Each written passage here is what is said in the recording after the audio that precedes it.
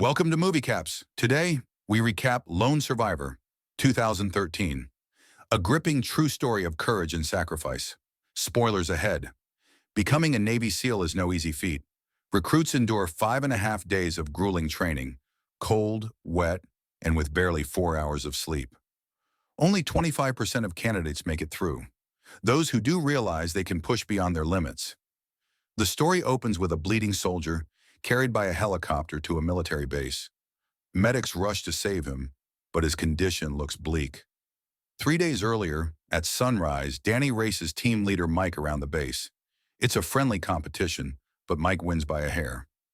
Marcus jokingly confirms Mike's victory, while Matt suggests a penalty for the loser. The team decides Danny gets a head shave. Laughter is cut short when they receive orders for a critical mission. At the briefing, they learn their objective: eliminate Ahmad Shah, a Taliban leader responsible for killing Marines and Afghan villagers aiding U.S. forces. Shah is recognizable by his missing earlobes. The captain outlines the mission. The team will infiltrate the mountains near Shah's village and relay intel for a strike.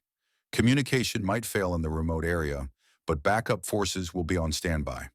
Mike's four-man team, Mike, Marcus, Danny, and Matt, will execute the mission. Helicopters take them to the drop zone under night cover. Trekking through rugged terrain for hours, they report their position until radio signals weaken. At dawn, they find a vantage point overlooking Shah's camp and confirm his presence. Observing the camp, they realize the intelligence underestimated the enemy's numbers. A direct attack seems impossible. The team takes a break, but Danny, on watch, spots herders with goats nearby. Suddenly, a herder trips over Marcus's foot, and the SEALs capture the three men. Tension rises as they face a moral dilemma.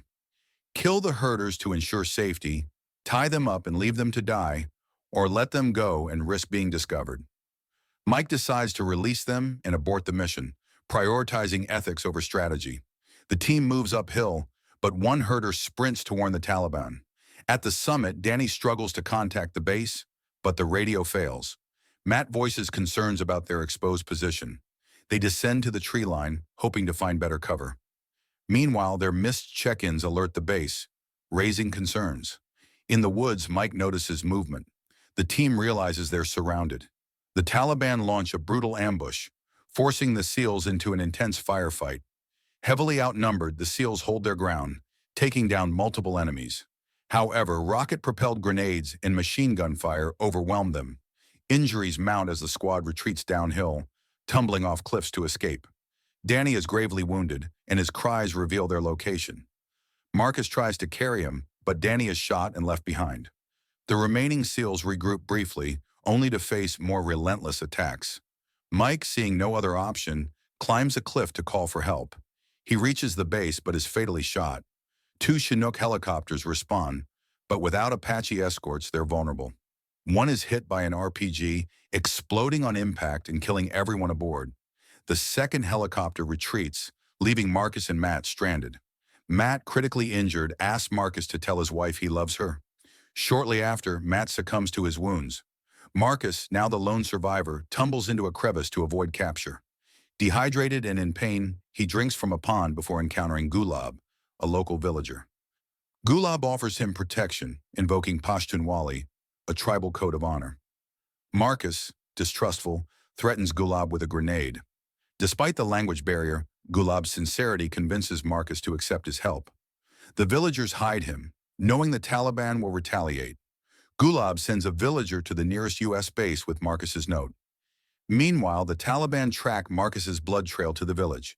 They demand the villagers hand over Marcus, but Gulab refuses.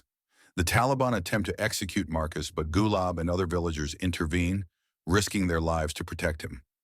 Marcus begins to trust Gulab, though he remains unsure about the villagers' fate if the Taliban return. The Taliban prepare a large-scale assault on the village. Outnumbered and outgunned, the villagers bravely defend themselves, with Marcus joining the fight.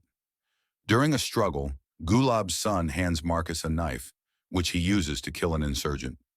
Just as the village's defenses crumble, U.S. forces arrive, eliminating the Taliban and securing the area.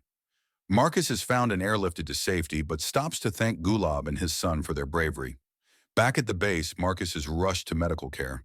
He reflects on his fallen comrades, stating he died with them on that mountain, though a part of him still lives on to honor their sacrifice. The film closes with real-life footage and tributes to the men who gave their lives during Operation Red Wings, emphasizing themes of brotherhood, resilience, and the unyielding human spirit. Thank you for watching this recap of Lone Survivor. Don't forget to like, comment, and subscribe for more movie recaps.